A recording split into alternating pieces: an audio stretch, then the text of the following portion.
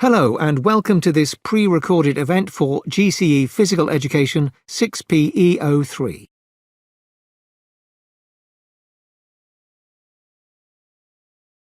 To help you get the most out of this feedback, you may want to have the following documents handy, as we will refer to them during the session. They are all essential reading.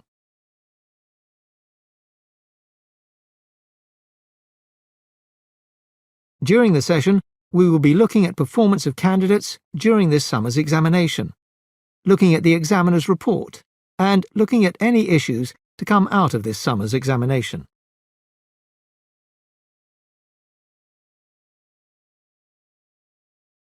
This summer, candidates performed on a par with last season in most questions, but there were a couple of key areas that they did not know so well.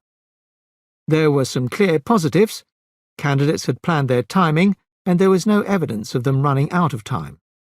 More candidates had used clear layouts, bullet points or tables in the shorter answers, and those who did so were often rewarded with more marks because they did not miss out items. A few topics were very well known by candidates, such as the Australian Institute of Sport and mental rehearsal. However, there were examples of scripts that were challenging for examiners to read, with the handwriting difficult to read or, in some cases, faint, if an appropriate pen is not used.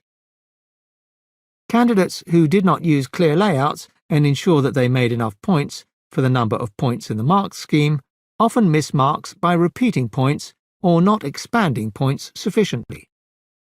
Examples need to be used to support answers. Current athletes should be used to do this from current events. This ensures that points are supported. The best essays debate the issue in the question. Weaker candidates do not answer the question set, but rather a generic one that they hoped might be asked. Those who refer back to the question and debate the pros and cons of the topic will score the highest marks. A plan for the answer indicating the debate and discussion or analysis, or the best course of action. There were some topics that had been less well understood this summer. Questions on fuels and the UK funding were the ones that centres found most challenging.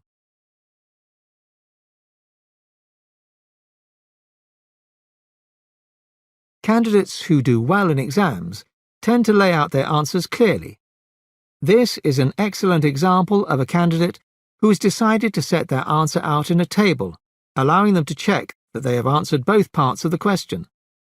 There is also the option for them to make more points than the number of marks allocated for the question, which means that they are able to maximise their chances of getting maximum points. Candidates should check the marks available. For example, 4-mark question. Say at least 5 things. 6-mark question. Say at least 7 things. This gives you an insurance mark in case one is wrong or repeated.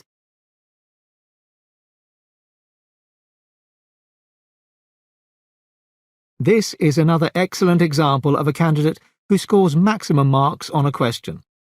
They tackle the question in a clear format, this time with bullet points, ensuring that all the parts to the question have been considered.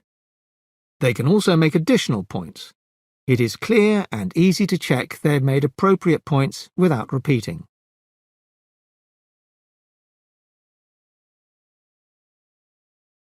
In this example, you can see that although the candidate has written in clear sentences, they have not made enough points for the marks available. They, therefore, are not going to score maximum marks. A clear layout would have helped them to ensure that they were able to access top marks for this type of question.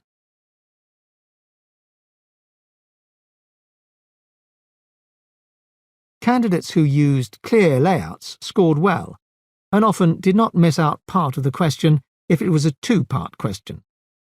This is especially needed if a link is needed between 2 parts of a question. For example, on question 4, a link was needed between adaptations and how it improved performance. Those who used a table to distinguish between the 2 parts to the question often did not omit marks. Candidates understood carbo loading, mental rehearsal, and the Australian Institute of Sport. For question 1A, carbo loading, the term diet manipulation was well known. Candidates tended to know that it was about increasing carbs to maximize glycogen or energy and often knew it was over a week. Some confusion about timings for weaker candidates. Question 2A. Most knew what mental rehearsal was. However, centres would benefit from knowing their definitions more succinctly and more accurately, perhaps with glossary checks or regular testing. 2B. Centres had prepared candidates very well on this topic, and they were very aware of how mental rehearsal affects sporting performance. Often using anxiety, confidence, arousal, and motivation. They were very aware of technical language for this question. Question 4. Those who laid this question out well often scored highly, as they were able to make the links.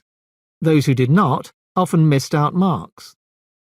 There was some confusion here with the weaker candidates going into aerobic adaptations, such as those in the heart.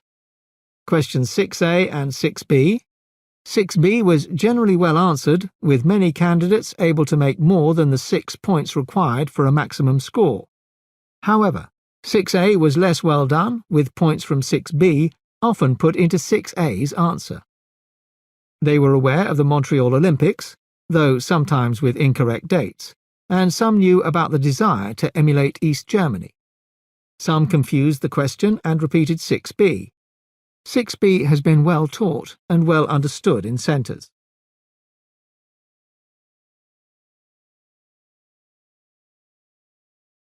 Slides 9 to 12. The audience will want to take control to be able to view at their own pace.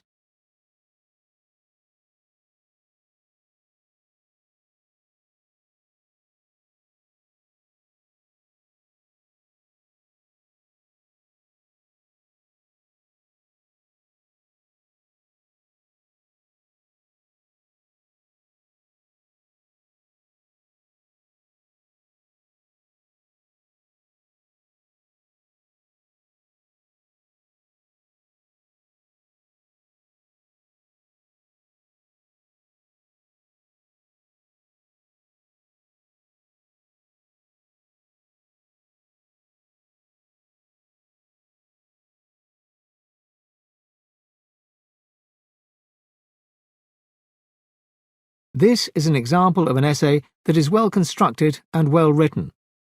This scores in the top band and is worth 16 marks. What is most noticeable is that they refer directly to the question, have a clear understanding of the topic, and debate. They discuss whether they think performance profiling is good or not, and what the drawbacks and problems can be with it, as well as the advantages. Candidates who refer back to the question and who debate or look at both sides of the discussion score well in this kind of essay.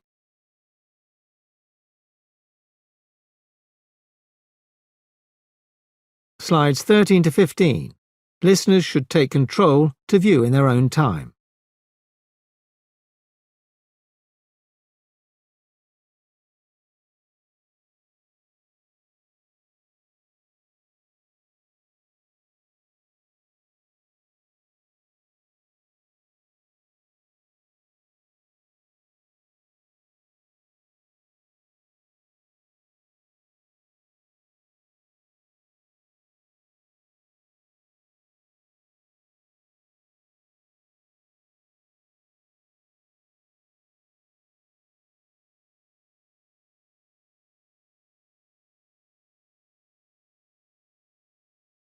This is an essay that scores 8 marks. It is fairly typical, where the candidate describes rather than analyses. They tell us all about the topic, in this case performance profiling. They tell us what it is, but there is no critique of whether performance profiling has positives and negatives or critique.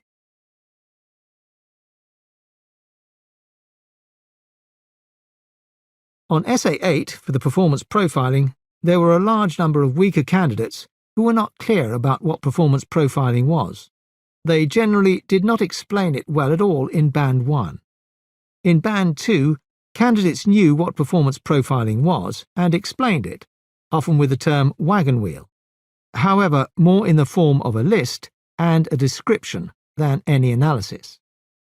Those candidates who moved into Band 3 and beyond were able to evaluate the usefulness of performance profiling for the athletes and therefore begin to analyse.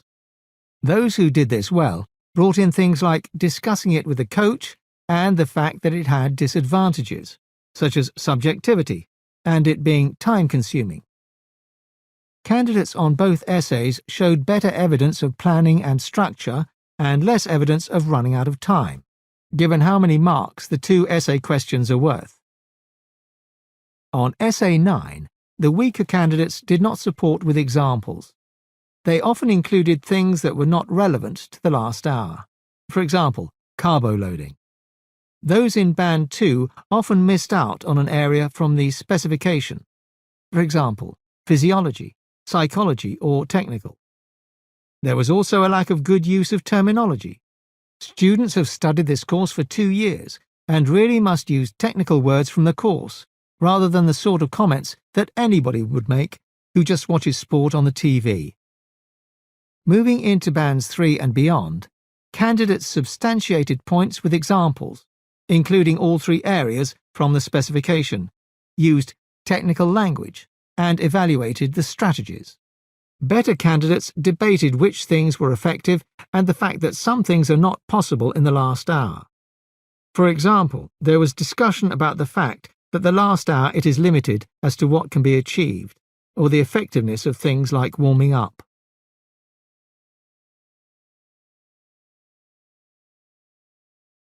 This is now a chance for you to try marking some essays. 5 Essay 8s are provided. Read through them and rank order them. Using the mark scheme, decide what marks you would award. After we have had time for you to view them and mark them, we will go through the marks awarded and why.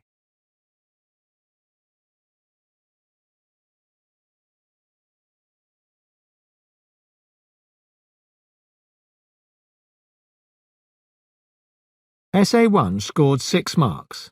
This is a limited discussion.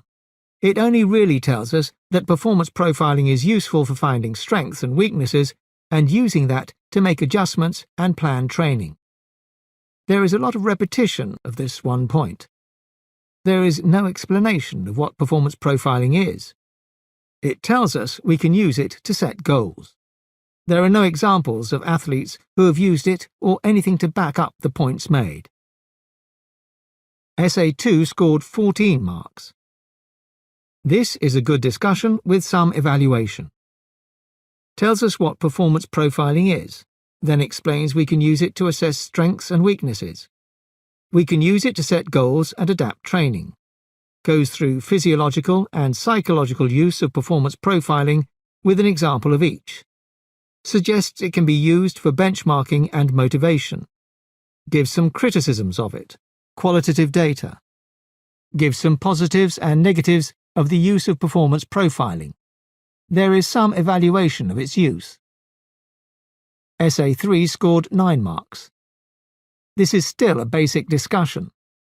Doesn't really explain well what performance profiling is. Gives us some benefits, but more of a list of benefits than a discussion. Then some negatives. Again a list that is not expanded upon. Tells us it can be used for physiology and psychology. Expands on a couple of points but not really backed up fully with examples. However, it does have a balance with some negatives. Essay 4 scored 4 marks. This is a limited discussion with very few points made. Second paragraph tries to explain what performance profiling is, but is basic. Some inaccuracies. Very generalized with no real knowledge of what performance profiling actually is. A couple of points about using it to assess strengths and weaknesses. Essay 5 scored 7 marks. This is a basic discussion with descriptive comments. It doesn't explain what performance profiling is at start, then goes into some information about how it can be used, e.g. strengths and weaknesses, motivation. Not all the points link to performance profiling and stray into items the athlete can use, so not all relevant.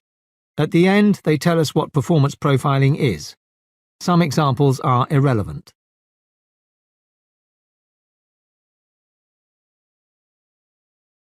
In essays, candidates need to ensure that they plan, refer back to the question, structure their answer, use correct technical language, support points with examples, and critically debate or analyse the points that they're making.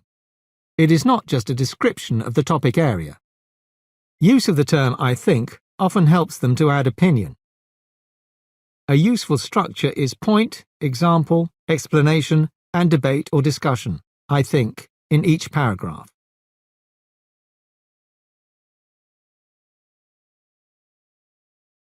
There were some specific questions that were not brilliantly well answered.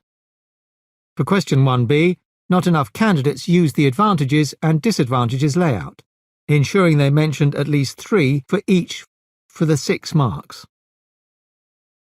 They tended to know that it was about increasing glycogen and staying in the system for longer. For disadvantages, candidates knew that they increase weight, bloated.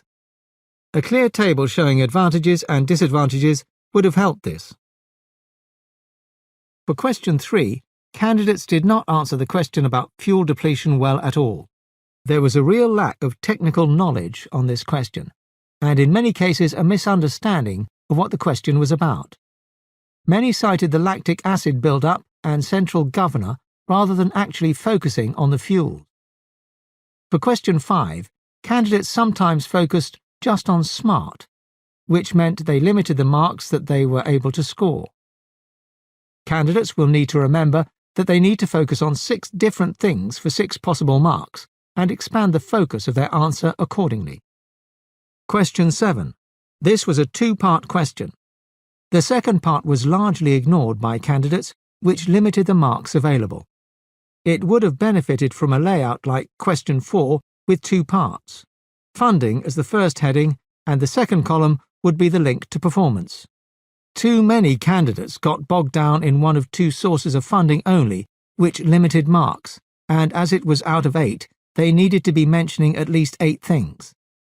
The lottery was well known, but the link to performance less well known. Some generic points did score, such as best ever results gained by Team GB in London 2012, and also sports which did well getting more funding, while those performing less well getting cuts. The link between funding and performance was less well understood.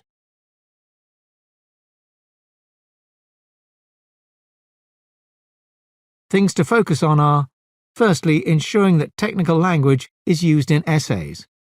Perhaps during practice essays, peer marking and highlighting in blue words from the course or specification and seeing how many are included.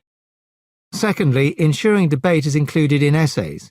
In practice essays, perhaps every time opinion or analysis or debate is included, highlighting it with a yellow highlighter either through peer or self-assessment. During redrafting and improvement, the idea would be to increase the amount of blue and yellow highlighting. Another idea would be to get students to number the points they make in short answer questions and then match it to the marks scheme. Plenty of peer marking of photocopied essays, where they cannot talk to the peer marking, may assist them with understanding the importance of legible handwriting.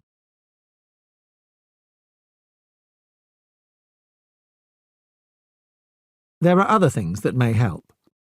Students need to use technical vocab from the course. Perhaps regular testing of this may help. Students could compile a glossary of key terms and succinct definitions which are well learnt. Candidates need to use a clear layout for questions and essays. Lots of past papers and selection of an appropriate layout for the question selected would help this. Candidates need to be aware of current issues in sport. Perhaps they could take it in turns to lead a session on the news this week, or bring in newspaper articles to keep a current issues board up to date or similar. Candidates must be able to debate, perhaps creating some debating cards, or forcing them to stand on an agree-disagree line, and then justify their position may help. Encourage candidates to have their own opinion and to share it regularly when discussing topics. Candidates should also draw on their knowledge of coursework and ensure that they read questions carefully, regular testing, and retesting, ensuring that revision is focused on weakest areas is crucial.